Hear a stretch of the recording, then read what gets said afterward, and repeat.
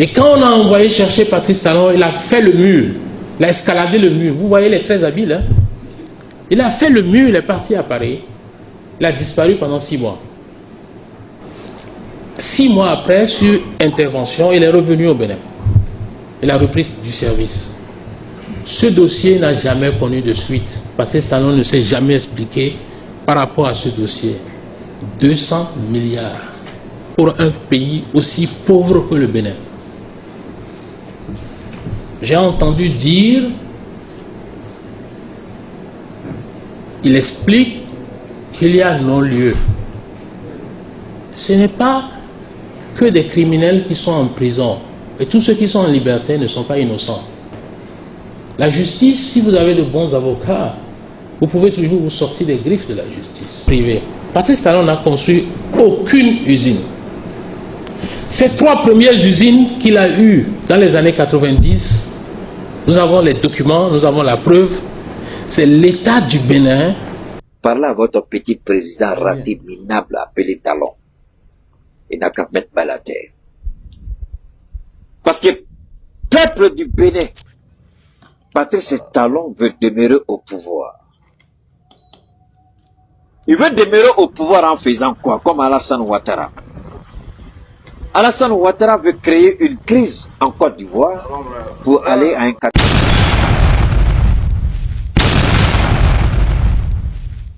Je viens sur la question de M. Patrice Talon, que je connais personnellement. Alors, chers frères et sœurs, avant de vous laisser poursuivre la vidéo, essayez d'écouter ceci. Voici un millionnaire, ou bien pour ne pas dire un milliardaire, qui attend ou bien collaborer ou bien qui connaît bien sûr, en tout cas selon ses dits, le président Patrice Talon, le président qui dirige actuellement le Bénin, le président son excellence Patrice Talon, qui a fait beaucoup des villes ou bien des pays, comme le président Patrice Talon, un homme d'affaires également, chef. Il y a de cela quelques mois, bien sûr, moi j'ai écouté l'intervention ou bien les révélations ou bien certaines révélations en tout cas que je vais dire encore d'un député béninois, bien sûr, un député béninois qui a été député sous le président Boni Yayi, celui qui a été remplacé par et le président Patrice Talon au niveau du Bénin, qui a été député pendant des années au niveau du Parakou. Il s'appelle bien sûr Gbadamansi, qui a fait des révélations entre qui ont trait avec ce que dit cet affairiste ou bien ce monsieur actuellement. Bien sûr, Gbadamansi également a révélé des situations qui est bon. Majeur au Bénin. Il y a même certaines activités où je suis actionnaire en même temps que lui. Le Novotel, je suis actionnaire minoritaire, là-bas il est actionnaire majoritaire. Ici, on est propriétaire à 100%. Nous sommes dans le secteur du coton ensemble. J'ai vu agir Patrice Talon. Et nous nous battons depuis 18 ans. Notre bagarre ne vient pas à l'occasion des élections de 2016. Je suis propriétaire de l'usine de coton, la plus grosse usine de coton du continent africain. J'étais vendeur des usines. Je représentais le groupe Continental Eagle Corporation aux États-Unis. Nous vendions les usines en Afrique et nous avions choisi à l'époque donc d'installer la meilleure de toutes les usines. On l'a installée au Bénin, dans le nord du Bénin. Nous avons une seule usine. Pour faire court, Patrice Talon en a 15. Nous avons construit notre usine avec des financements privés. Patrice Talon n'a construit aucune usine. Moi, c'est pour avoir écho. La première fois que j'ai eu ces échos, c'est dans la bouche de Gbadamansi, bien sûr, les députés. Soit disant que bon, le président Patrice Talon a financé les campagnes du président Boni Yayi. Moi, j'ai fait que répéter ce qu'a dit par les députés Gbadamansi. Je précise bien son nom, Gbadamansi. Bien sûr, celui qui a également maîtrisé Parakou et autres lieux. Donc, qu'il a financé les campagnes du président Boni Yayi. Et que même Patrice Talon n'est pas venu vers le président Boni Yayi. Que c'est le président Boni Yayi qui a demandé le président Patrice Talon pour ses campagnes. Alors vous imaginez déjà quelqu'un qui a financé vraiment cette campagne, les avantages qu'il peut avoir et les liens qu'ils peuvent avoir entre eux. Donc après, lorsque le président Patrice Talon voulait montrer au pouvoir, voulait monter sa candidature et autres, donc vous pouvez imaginer ce qui s'est passé en 2016, ce qui s'est passé, tout ça là, tous les Béninois sont au courant et comment ça s'est passé. Et qu'est-ce qui se passe aujourd'hui, ceux qui nous suivent depuis le début sauront au moins, en tout cas en résumé, ce qui se passe, ou bien ce qui s'est passé. Chers frères et sœurs panafricanistes, soyez les bienvenus. Avant qu'on ne continue, n'oubliez pas, likez la vidéo, partagez, n'oubliez pas de vous abonner, donnez votre avis, cassé, ça vous concerne tous. Tu es en Afrique, tu es un panafricaniste, tu es dans la diaspora et autres, ça te concerne également, donne ton avis, chers frères et sœurs. Eh bien, voilà un homme aujourd'hui qui révèle beaucoup de choses, en disant que non, que au niveau du Bénin, pendant que le président Boni Yayi dirigeait son pays avec le Bénin, avec son parti, il a fait bien sûr 2 mandats, je crois. 2 mandats. Le président Boni Yayi a fait 2 mandats, si j'ai bonne mémoire. Donc, pendant tous ces 2 mandats, c'est le président Patrice Talon qui dirigeait le pays, selon les dits de ce monsieur. Donc, tout ce qui s'est passé, bien sûr, Boni Yayi était seulement, et on lui disait ce qu'il faut faire. Donc, pourquoi est-ce que le président Boni Yayi même ne va pas, et le président Patrice Talon même ne va pas venir faire sa chose, venir monter à la tête du pays et faire ce qu'il veut faire, ou bien ce qu'il peut faire, ou bien tout ça là.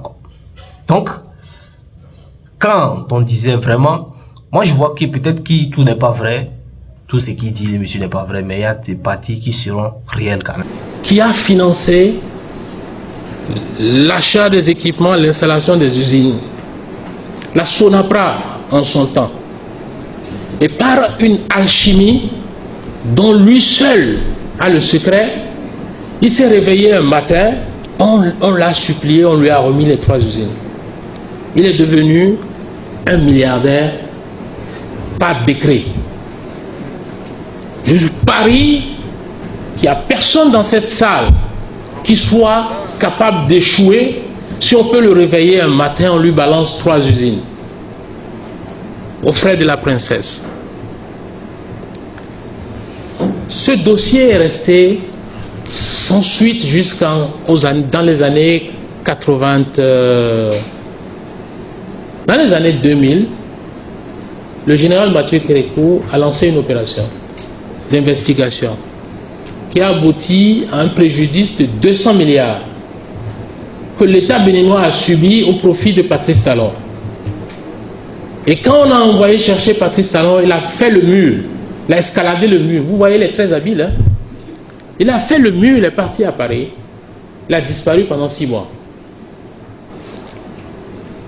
6 mois après, sur intervention, il est revenu au Bénin. Il a repris du service. Ce dossier n'a jamais connu de suite. Patrice Talon ne s'est jamais expliqué par rapport à ce dossier. 200 milliards pour un pays aussi pauvre que le Bénin. J'ai entendu dire, il explique qu'il y a non-lieu. Ce n'est pas que des crimes. Parce que à attendre même les fioles ou bien les partenaires ou bien les collaborateurs de M. Boni Yayi même révéler les relations qui n'ont vraiment Patrice Talon a financé les campagnes ou bien la présidence du président Boni Yayi.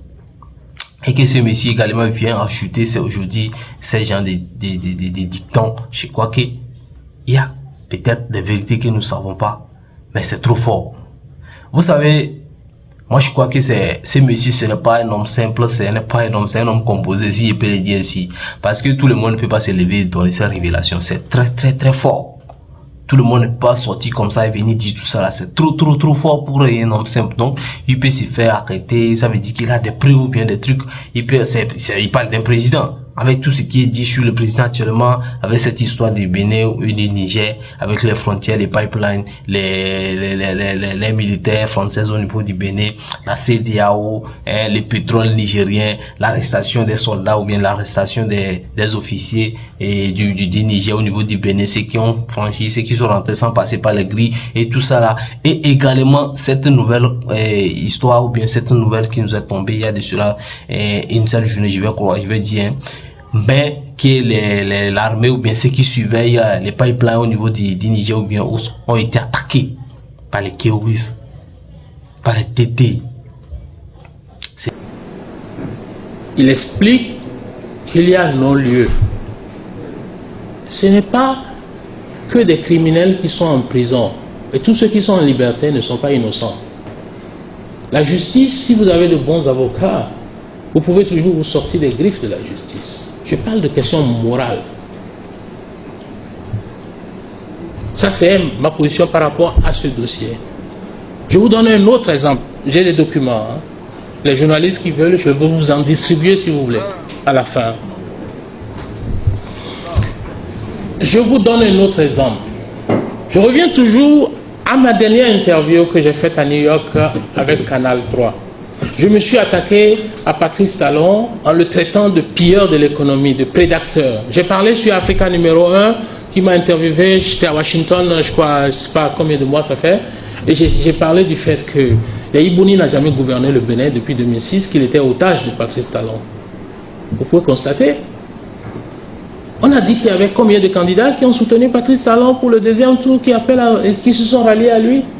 Il y a 17 ministres, anciens ministres du président Yahi Boni. Yahi Boni n'a jamais gouverné le Bénin depuis 2006. C'est un otage. Il a toujours été un otage jusqu'à ce qu'il s'en sépare. Et c'est ce qui lui a amené des soucis. La plupart de tous ces ministres ont été nommés par Patrice Talon. C'est pour ça qu'il peut les récupérer aussi facilement. Mais j'ai vu, quand j'ai quitté les États-Unis il y a quelques jours, j'ai vu une vidéo qui a circulé où il y avait des ministres qui font partie aujourd'hui de la coalition de rupture, qui avaient des éloges sur le président Yahi Boni il y a de cela seulement quelques mois en arrière.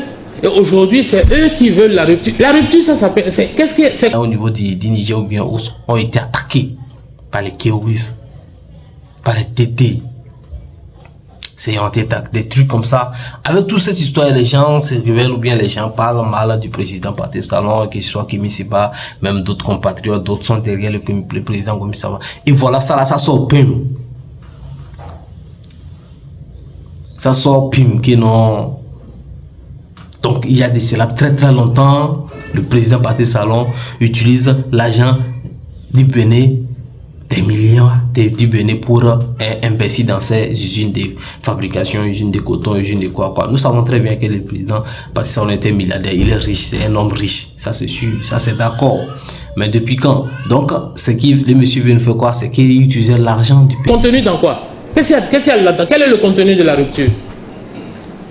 C'est Talon qui nous a vendu en 2006 le changement.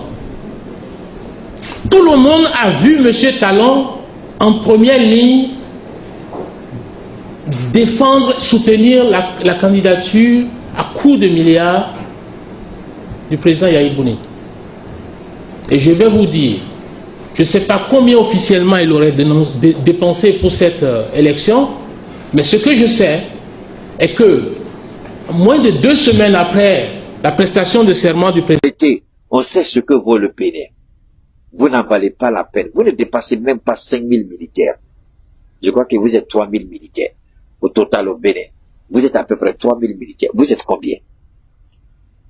Donc, le Bénin veut créer une crise et tout le monde sait que quand un pays est en guerre, il n'y a pas élection.